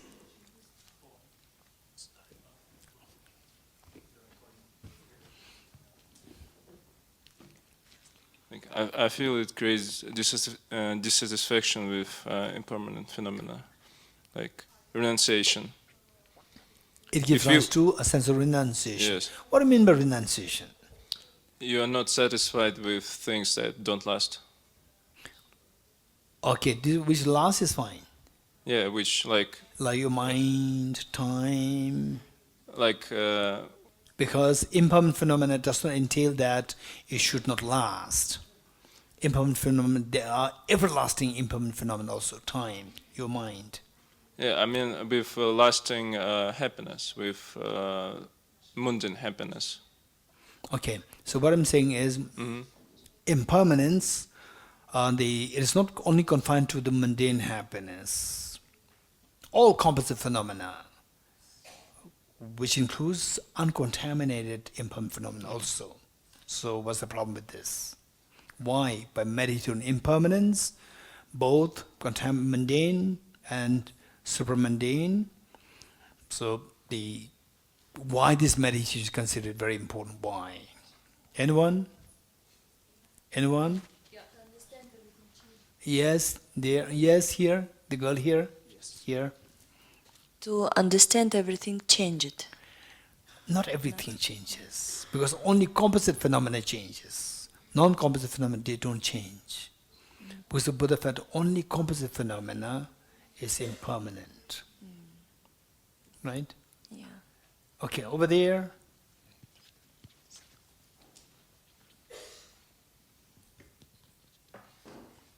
Because you awaken from the illusion. Okay, from the first level of illusion, not all the illusion. Yes. Right? Okay, that's good. And in fact, what's your name? The lady here, the girl here? Huh? Valerie. Vlada. My name Vlada. Lada. Not Valerie. No. It's also changed name. It doesn't matter. Okay, Vada. Vlada, yes. Like Vada? Vlada. Yes, it's more easy. Vlada. Yes. Okay. Yeah. What Vlada said, this is something that lucky that we have many seniors in terms of the knowledge. So what Vlada said is that everything is impermanent. And how did I correct her? I said, not everything is impermanent, only the composite phenomena are impermanent, not the non-composite phenomena. Non-composite phenomena, they are not impermanent, they are permanent. Your question is, what is non-composite phenomena? This is your question. And how is non-composite phenomena permanent? This is your question. So there are many seniors here. Please feel free to bring them up and ask them. This is very important question. Okay, over there. If possible, identify, please, say your name.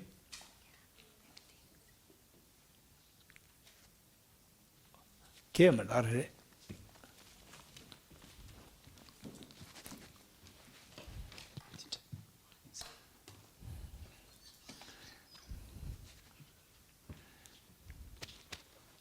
Tushita, Geshe, my name is Suzanne.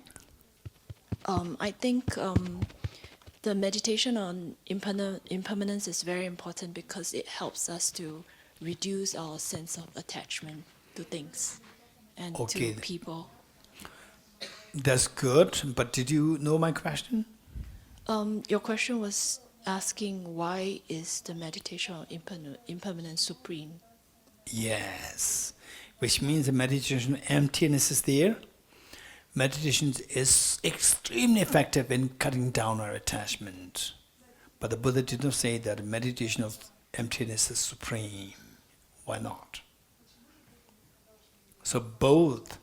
In fact, meditation on emptiness is more effective in cutting our attachment. But why? Meditation impermanence is referred to as the supreme. Okay, Nicola.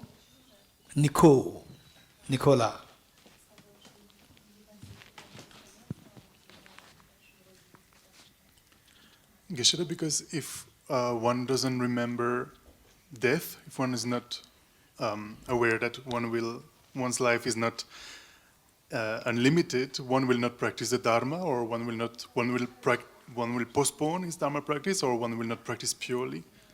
Okay, if you don't think over the impermanence, then the tendency for us to procrastinate can come into play. So therefore you may delay your Dharma practice. Very good. Over there, gentleman over there. What's your name? The mic. Hello.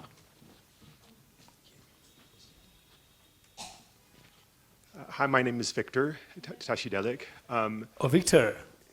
Okay, from NCC. Yes. NCC 2, yes.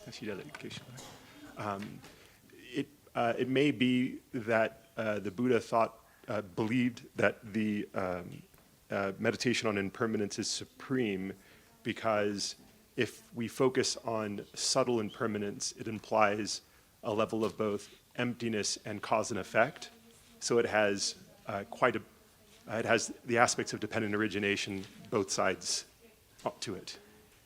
Okay, by understanding subtle impermanence, you also understand the emptiness. And causality as well. Causality and emptiness both.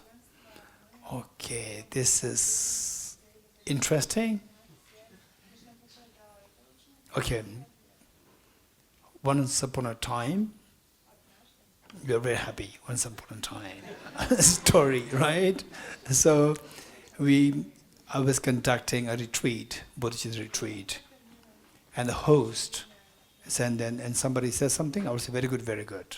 And the person said, I would say, very good, very good. And the host said that, Geshe said, very good, don't trust, he's saying, shut up, shut up. Right? Okay, interesting.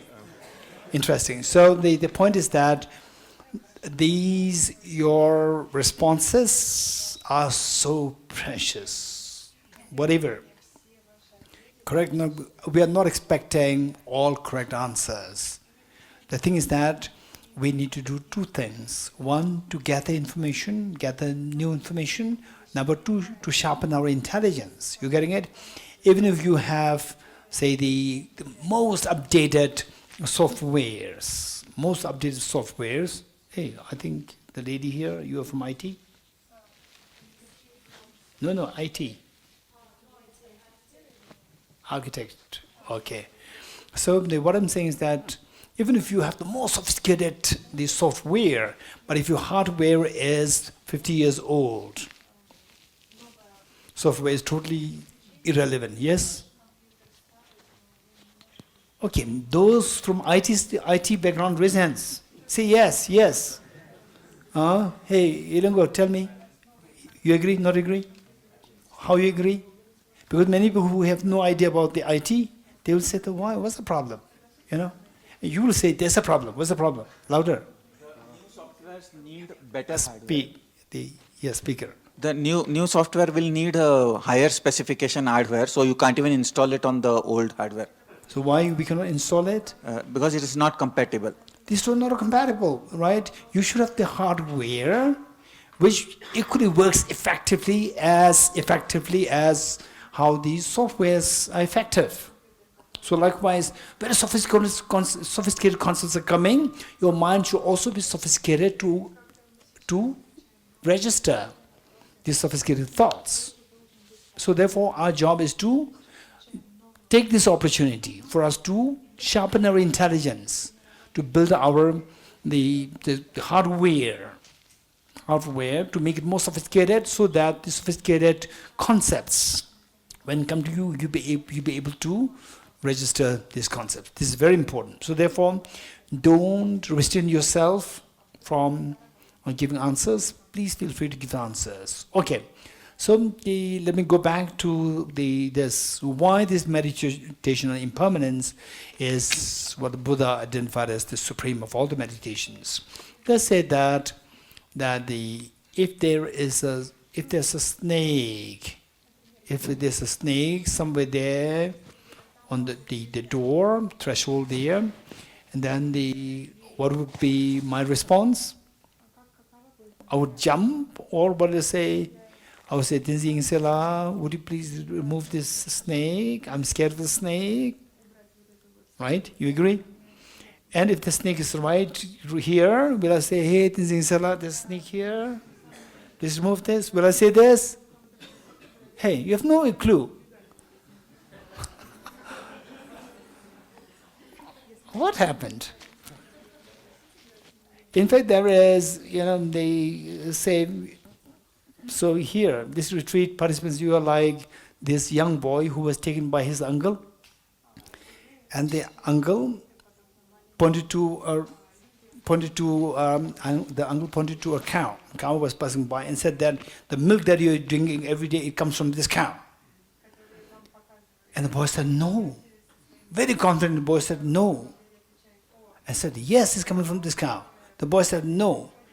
And the uncle said, if not, then where is it coming from? He said, it's coming from the bottle. Because he's always seeing the bottle, which the mother is bringing from the shop. He never saw that it's coming from the cow. You getting it? So therefore, for you, it's like the small boy who never saw the village, how the villages, they operate. The snakes, you only see in the Google snakes. You're getting it? So if the snake is nearby you, you'll not say, hey, Tenzing Sela is sitting here. You will jump.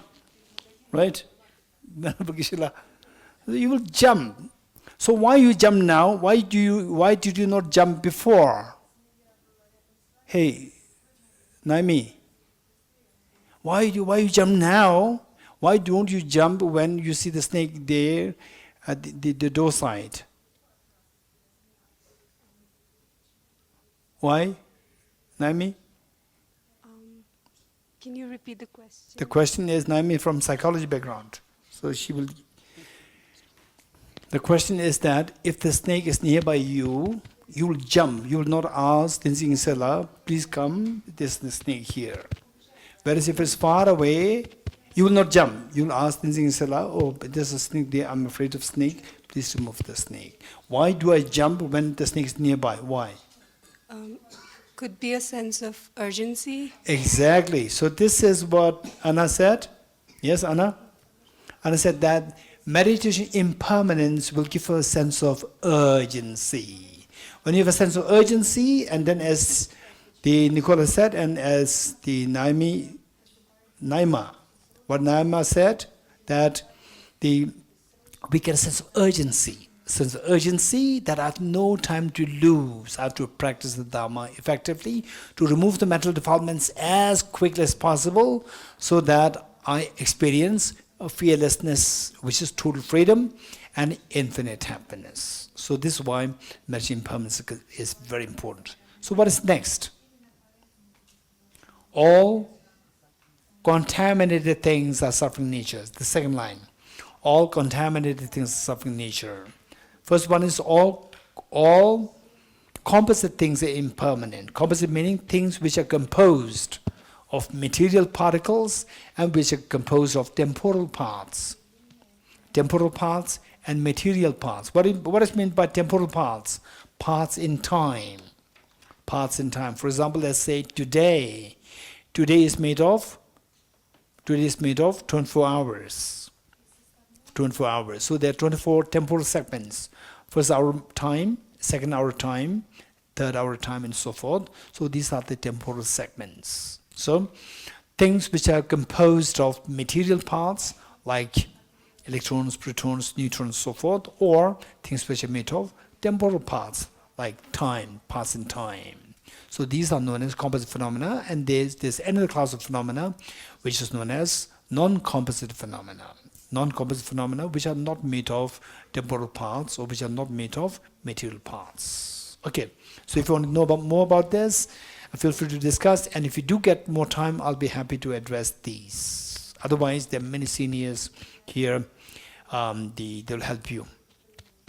Okay, the next is all contaminated things are suffering nature. All contaminated. So but what you see is that from the first line, all the composite phenomena, all composite things are impermanent. So impermanence, there are the two kinds, the gross impermanence and subtle impermanence. Okay, let's remember this. What the Buddha taught is that whatever is accumulated exhausts, ends in exhaustion. Whatever gathers ends in separation. And whatever is born dies, ends in death. This is what the Buddha taught. So it's all about the impermanence. And we reflect on this, it's very powerful. These are the Buddha's own words. You think, even the words, they give you a sense of urgency there. Okay, so with this impermanence, that all composite phenomena underscores the subtle impermanence, which means that all composite phenomena should necessarily go through very subtle impermanence. Okay, look at this pillar at the center. Look at this pillar. How many of you see that this pillar is moving so fast, momentarily moving? How many you see? Look at this. Look at the pillar. How many see this flower? This pillar moves so fast. Or no, it's so static. How does it appear to your mind? It's so static. This is how the sensory consciousnesses, they deceive us. They deceive us because we are being under the influence of the very strong belief in what is impermanent as permanent. So that influences our mind to see these things as so static and unchanging. In reality, even this pillar, which otherwise seems so static and stable, is also going through momentary change. Okay, let's say that we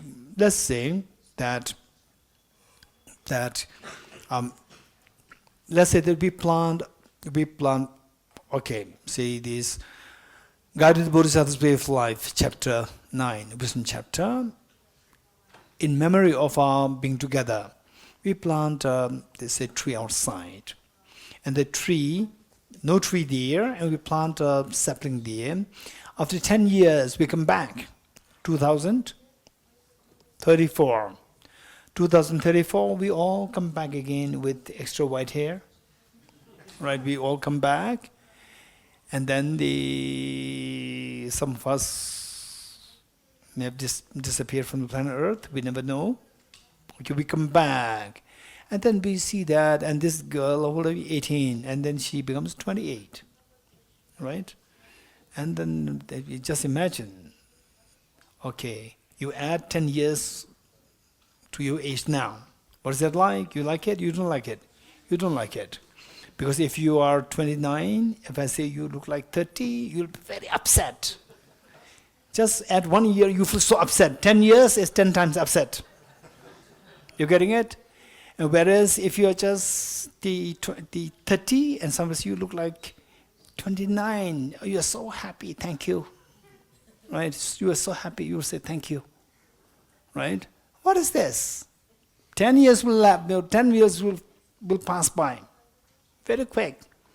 And then at that point, we are already 10 years older than what we are today. And then we see this tree, 10 feet tall tree there, growing. Okay, Venerable Kumbhenla, right? Venerable Kumbhenla. This tree was non-existent when we were here last. Oh no, your group planted this tree. I see. Okay, I vaguely remember that we planted a tree there. So it has now shot up to 10 feet. And it's already 10 years. So which means, why you are shocked? Because that you are expecting no tree there, no tree, and suddenly impermanence. Right? No tree to big tree. That is a huge stark contrast there, which gives you a little bit of shock. Oh, there's a tree there. And then, no, don't be shocked. This tree you planted, and which means that every year this tree was growing 1 foot. How many agree with me? In 10 years, 10 feet tall. It's not that, okay, tomorrow completes 10 years, so I have to grow now. Then the tree pops up. Tomorrow everybody will come together. Right? No, every year it is growing the 1 foot. And the first year, 1 foot tall tree, again, every month it has been growing 1 inch. Every month is growing 1 inch. Not that, okay, it's slipping the last 11 months and 29 days. Oh, tomorrow completes, I have to do everything now. And then pop up 1 foot. No, every month is changing. Every month is growing 1 inch. Then every day is changing. Then every hour is changing. Every minute is changing. Every second is changing. So, every millisecond is changing. When you see is on the change on the hourly level, do you see that? If you keep looking at it, you will not see the change. Minute by minute, if you keep looking at it, you will not see the change. Only if, for example, the clock is a huge clock, then you can see it's moving tick, tick, tick, tick. Even the hour, the minute hand, you can see it moving. But if it's a small clock like this, you would not see the change happening minute by minute. Second by second, yes, you can see the tick, tick, tick. You can see the change. This is actually how this pillar is changing, how this tree, 10 feet tall tree is changing actually, second by second. And 1 second is not that it'll remain static and the completion of 1 second, then suddenly it changed. No. It's changing millisecond by millisecond. Millisecond by millisecond. And how fast is a millisecond? Your eyes cannot catch it. If 1 second is split into 100, if 1 second is split into 10, you can see it, but you can really register the numbers. Numbers move so fast, like you press your mobile timer. You press it, and you see the numbers are moving like this. We have to look at it. We must look at it, and this is how your body is changing. These trees changing, this pillar is changing. All composite phenomena, they are changing like this. And then you keep thinking about this, keep thinking like this reality. What I'm seeing is deception. It's not static. The reality is that it's changing like that. And if you really spend time contemplating on this, it's good. If, say, we can also sit for retreats, just meditating on impermanence and suffering, impermanent suffering. You can sit for retreat, 2-day retreat, 3-day retreat, 1-week retreat, and see. And believe it or not, if you get some sense of the subtle impermanence, the feeling is extremely scary. Extremely scary. And they say all whatever we are doing in our life, they will all seem so meaningless. They're all just moving so fast. This is what we can see. So for that we have to spend time. We have to meditate. If possible, try to cut yourself. So therefore the retreats, what we talk about the retreats is more like study retreat, but people who sit for the solitary retreat, they cut off themselves from people. And they don't allow outside people to come in. You don't go out. You cut off yourselves so that your mind maintains the momentum of the meditation. It goes deeper, deeper, deeper. And then meditate impermanence. This impermanence, when you actually, it hits your heart. Impermanence, then you see that all the other things on the basis of which we feel attached to, we feel averse to, all the litigation cases, all these full stop, they're all they're meaningless. And you see that whatever is, there's a deep feeling of the urgency will come to us. So for that, I would say that if to sit on retreat, if you can do that, that'd be very meaningful and helpful. And then meditation, emptiness of this text will be so valuable. I remember I was just, I think, 21 years old when my teacher, Venerable Rinpoche, he was in the mountains up there, the hills up there, and Chanjubla had the honor of having met and received teachings. Very fortunate. Anyone else who met Venerable Rinpoche? Oh, Rinpoche, you met. You were not born then.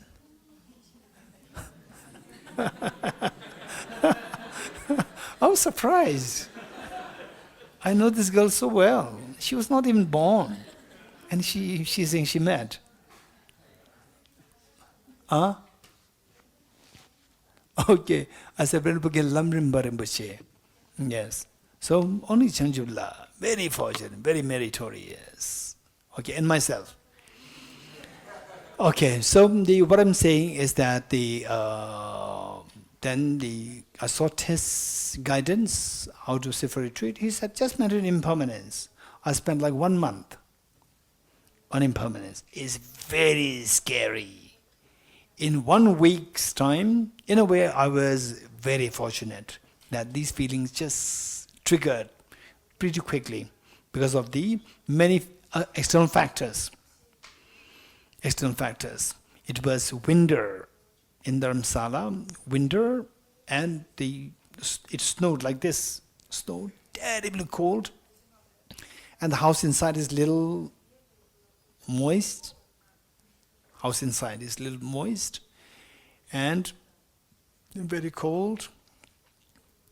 Then morning, I go out, and then the sun comes, and till the sun comes, everything's pin drop silent. There's a pin drop silence there. And then the sun comes, then the people start I could hear the noise of the people. They come out in the sun, and then I go out. It's just sharing. You can also do that. I go out, and then it's so pleasant to be in the sun. Then I would tell hey Dorji, don't feel attached to the sun. This is impermanent. This will disappear. You are here not for bathing in the sun. You are here to meditate on impermanence. Go to your room and do meditation. Then I went in, did a meditation. If you don't believe, come out in the night and then see. Then in the evening's night, I come out, again go back to total silence. Dark, cold, wet, gloomy. And then I told myself, Dorji, how true is what you said, what you said this morning, this sun will also disappear. That's very true, it disappeared. Now go back and continue meditation. Go back, meditate. Again the next morning, you just crave for the sun. You go out, it's so pleasant, everybody is just making noise, merriment is there. And then again, hey Dorji, don't feel attached. This sun also disappear. Even all this noise will also disappear. And you have come here, not for the sun, for meditation. Get in into the meditation. Okay, then go in, meditate. So these are the circumstances. Extremely cold, and in the daytime the sun is beautiful, but then you get in, and then within a week's time, actually these experiences are not to be shared, but okay, it's fine. Then the fear started to come in me. The impermanence was so vibrant, so visible. The subtle impermanence. Even the walls, you see the walls? Even the walls, I was getting feeling that it's like moving vibration like this. So scary. I could not contain this. And then I interrupted my meditation to go to meet my teacher. As sought his permit, sought his advice further. Then just by seeing me, he said, Dorji, what happened to you? You should be meditating. You should not be coming here. Then I reported my situation, and he said, okay, so actually meditating impermanence should not give you a fear. Then he asked me, he was experienced meditator. So he asked me the various parameters of the time, symptoms, and so forth. Then he told me, when do you go to bed? I said, 11 o'clock. When do you get up? I said, 5 o'clock. He said, you are very young. Because you are so young, you need more sleep. So go to bed at 10 o'clock, get up at 5. At least sleep for 6 hours. This is what he said. And then he also asked me to, say for this fear, some treatments, he gave me a whole big chunk of butter, that you have to take some butter in the cold weather to avoid from these problems. So, and then the fear is increasing day by day, but the fear is very different. Not like the fear of the COVID. Fear of the COVID is that it's so scary, where should I run?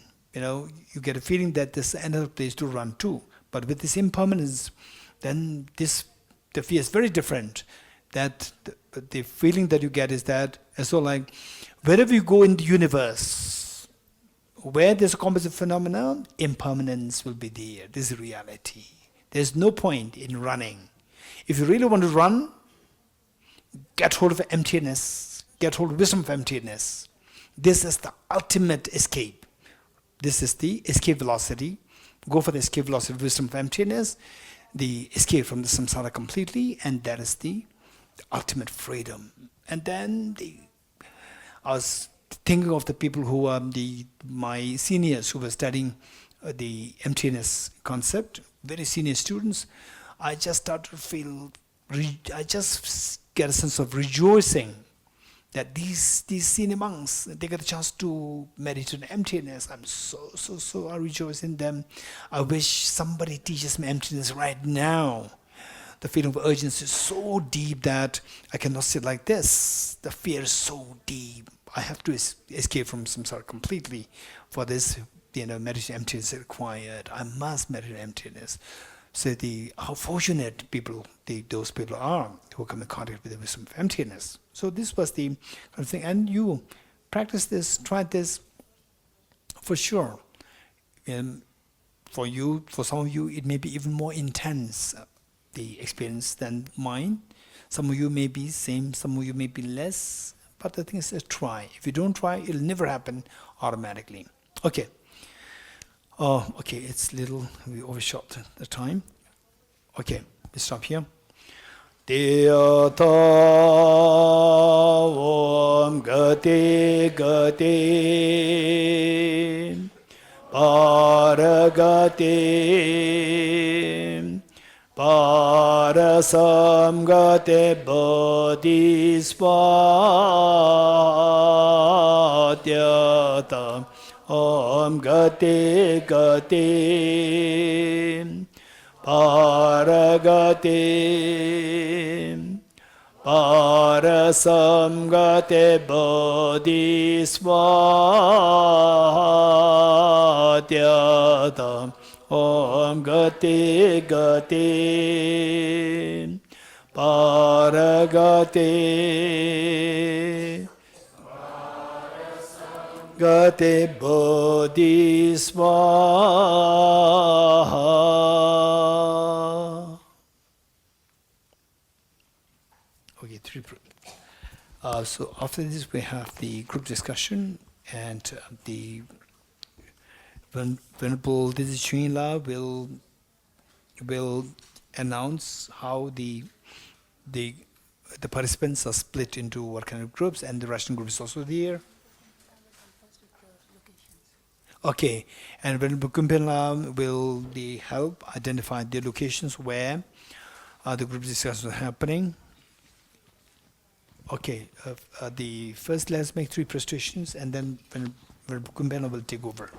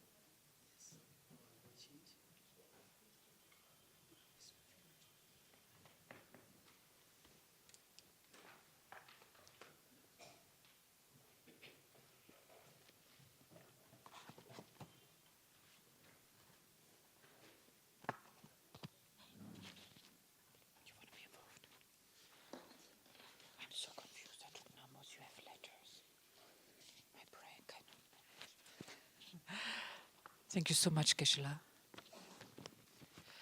So every day at around 11 o'clock there will be discussion groups. Venerable Dikil Shoyingla decided with the Tibet House team we're gonna